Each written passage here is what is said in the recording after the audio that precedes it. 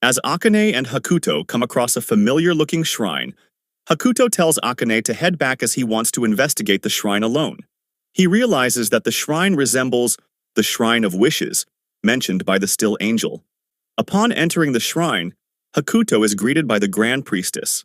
She immediately points out that, despite being a human, he possesses the Still Angel's powers in his ring. Realizing that the priestess knows about the Still Angel, Hakuto asks her to show herself so that they can talk. But she tells Hakuto to leave.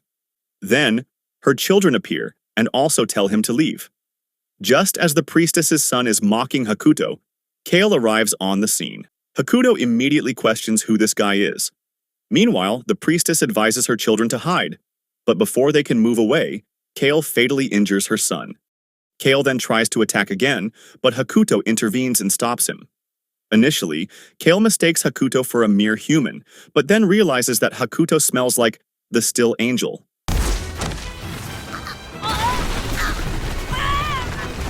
Cale then goes crazy after detecting the scent of the Still Angel.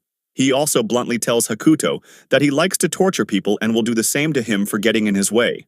Cale decides to launch an attack on Hakuto, but Hakuto counterattacks and almost knocks Cale out with a single hit.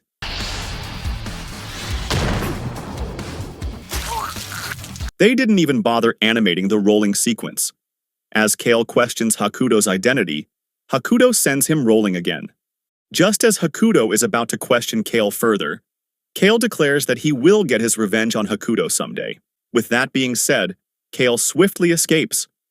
After that, Hakuto manages to save the injured kid.